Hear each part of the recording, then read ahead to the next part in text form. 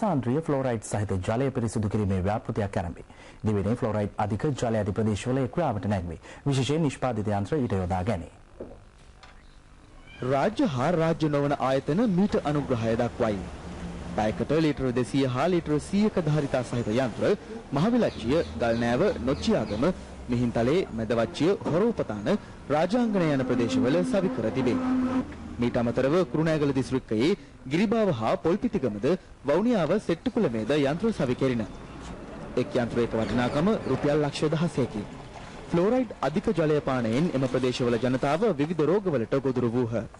නව ව්‍යාපෘතිය තමන්ට සහනයක් බව ප්‍රදේශවාසීහු පවසති. අවුරුදු 45-50 පවුනා පස්සේ මේ ඉන්න කට්ටිය පාදේශය ඔක්කොම තියෙන්නේ වකුගඩු ප්‍රශ්න. ඒක හේතුව කියන්නේ මේ කල්සියම් වතුර හින්දා. මේ ගාමිය අය එයාලට ස්තුති වෙනවා. අර වතුර විවුත් පස්සේ මේක අර පොඩි ළමයට දරුවට මේක අර දත් එක පාට තියෙනවා, කොන්දේ අමාරුවක තියෙනවා. ඒ දැන් මේක හොඳට තියෙනවා මේ අභිකමල. වාසනාවන් මේ සිනාවන් කාටක් නැති මේ සිනහව ජාතියේ අනාගතයේ උදෙසා විකසිත වන්නේකි. මෙවන් නොයිදු සිනහවන් නිහඬවම කියා පාන්නේ ඔවුන් වෙනුවෙන් අප යමක් කළ යුතු බව නොවේද? අධිසාන්ද්‍රීය ෆ්ලෝරයිඩ් සහ කියුල ඇතුළු සංයෝග ඉවත් කර ජලය පිරිපහදු කිරීමේ ස්පෙක්ට්‍රා ජාතික ව්‍යායාමය. ස්පෙක්ට්‍රා ජලශ්‍රී නිරෝගී ජලයෙන් ජාතියට පනපෝමු.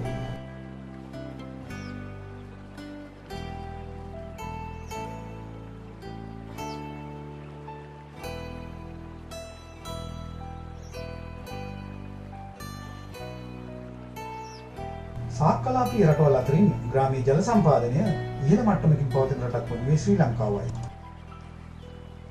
ඒ පසුගිය දශක දෙක තුළ ක්‍රියාත්මක වූ සංවාදන උත්සාහයන්ගේ ප්‍රතිඵලයක් ලෙසිනි. නමුත් වියලිකලාපීය ප්‍රදේශවල ජලයේ ගුණාත්මක තත්ත්වයේ ගැටලු පවතී. විශේෂයෙන් ජලයේ කිවුල සහ ක්ලෝරයිඩ් සාන්ද්‍රණය සම්මත ප්‍රමාණයට වඩා වැඩි වෙමින් පවතින බව අධ්‍යයනයන්ගෙන් පෙනී යයි. මේ ෆ්ලෝරෝසියාව නැත්නම් ෆ්ලෝරයිඩ් වැඩිපුර ජලයේ තියෙන්නේ මේ වියලි කලාපේ.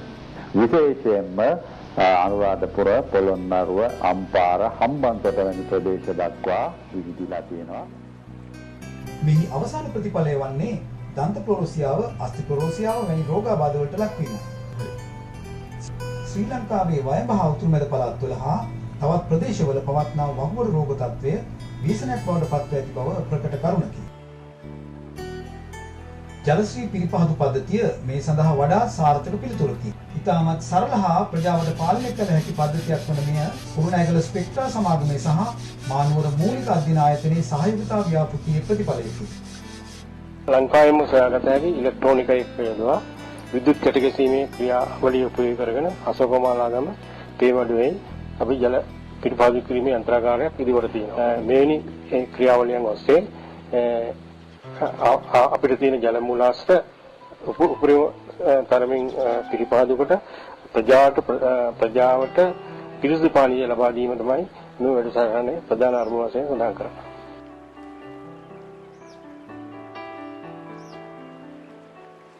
මේ වන විට අනුරාධපුර දිස්ත්‍රික්කයේ විලච්චිය, නොත්තියාගම, මැදවච්චිය, ගල්නෑව සහ මිහින්තලේ ප්‍රදේශවලත්, කුරුණෑගල නිකවැව සහ ගිරිබාව ප්‍රදේශවලත් මෙම පිරිපහදු පද්ධතිය ස්ථාපිත කොට ප්‍රජාව පරිහරණය කරමින් සිටී.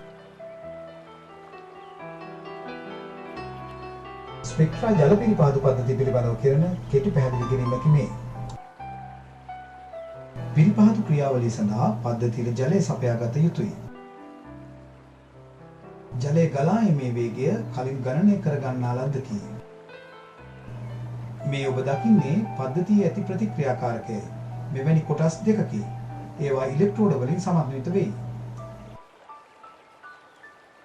පළමු ප්‍රතික්‍රියාකාරකයේ ජලය අඩක් පිරී යන විට ඊට විදුලි ධාරාවක් සපයාගත යුතු වෙයි. එම වෝල්ටීයතාවයද පෙර ගණනය කරන ලද්දකි. පළමුවෙන් පිරී දෙවෙනි ප්‍රතික්‍රියාකාරකයටද ජලය ගලා යයි.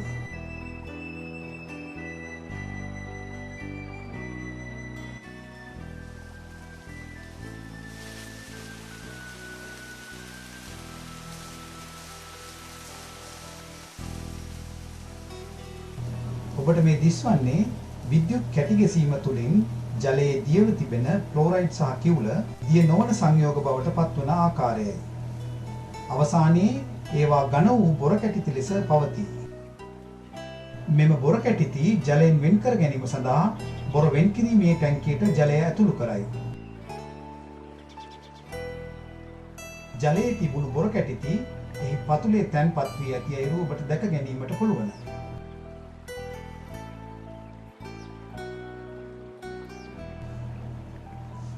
පතුලේ තැන්පත්ව එකතු වී තිබෙන බොර කැටිති ස්වයංක්‍රීය වෑල්වයක් මගින් බොර ටැංකිය වෙත ගලා යයි.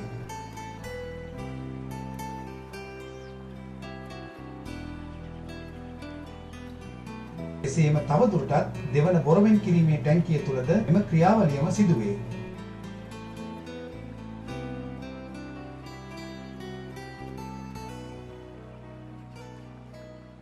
අවසානයේදී බොර කොටස් වලින් තොර වූ ජලය වැලි පෙරණයක් තුලින් ගමන් කොට පිරිපහදු කර ගනී.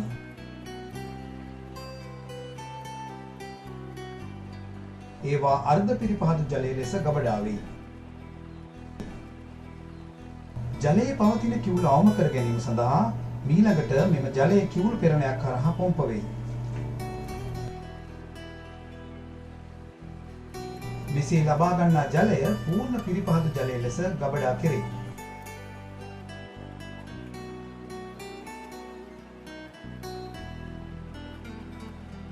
මෙම ක්‍රියාවලිය තුලදී පිරිපහදු වන ජලය ක්ලෝරයිඩ් සහ කිවුල මෙන්ම ඊට අමතරව ශරීරයට අහිත කර ලෝහ රසායන සංයෝග සහ ඇල්ගී වැනි කොටස් අවම කොට ප්‍රමිති තත්වයෙන් යුතු පානීය ජලය බවට දැන් පත්ව ඇත.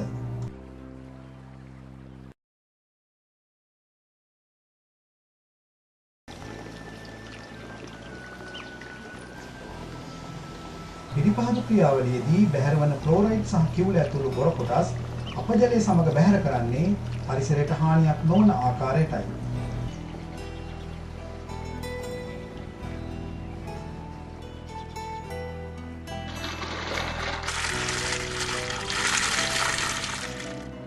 දැන් බොහොම හොඳයි වතුර. කිසිම දෙයක් නැහැ මේ වතුරේ මෙවයි කියන්නේ. අවුවට ඇවිල්ලා වතුර ටිකක් බීපුවම අර ඉස්සර ලිං වල වතුර නෙබී.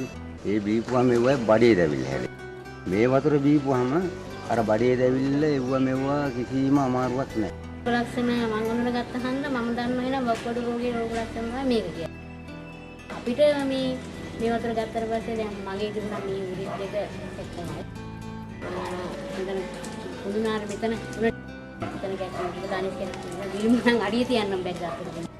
විශේෂයෙන්ම මේ වතුරෙන් තිබ්බ අංක එකම එක තමයි මූත්‍රා දැවිලා නැති. පළවෙනි වතාව පොයේ දෙවෙනි වතාවේ අනිවාර්යයෙන්ම එනවා. ඒ තරම් හොඳයි මේකේ වතුර ටික අරන් ගිහින් වල බොන්න දැන් ඉතින් මිනිස් පුරුදු වෙලා තියෙනවා. පිනක් සිද්ධ වෙන දෙයක් කියලා හැමෝම කියලා යනවා. මේ පානීය ජලය මිනිස් ජීවිතයට අත්‍යවශ්‍යයි. පානීය ජලය ජීව ඖෂධය. වතුර නැත්තම් ජීවයක් පවතින්නේ නැහැ. මිනිස් ජීවිතේ වේවා සතා සිව්පාවා වේවා ගස් කොළන් වේවා මැරී යනවා. ඒ නිසා පිරිසුදු පානීය ජලය මිනිස් ජීවිතේ පැවැත්මට සනීපාරක්ෂක ජීවිතයක් බවට පරිවර්තනය කරගන්නට අවශ්‍යයි කියන දේ පිළි අරගනිමින් ඒ සඳහා ලබා දී හැකි සහයෝගයන් සඳහා ප්‍රජාජල ව්‍යාපෘති මහජල ව්‍යාපෘති ආදී මාර්ගයෙන් ජනතාවට පිරිසුදු පානීය ජලය ලබා දීමේ වැඩපිළිවෙලට අපි අවතීර්ණ වී තිබෙනවා. ඉතින් අපි පසුගියදා තිබුණු සාකච්ඡාවේදී මතුවුණු කාරණාවක් ඇටියට ලොකු ජල යෝජනා ක්‍රමයක් ලැබෙන තුරු අන්තර්කාලය තුළ කුඩා පිරිපහදුවක් මගින්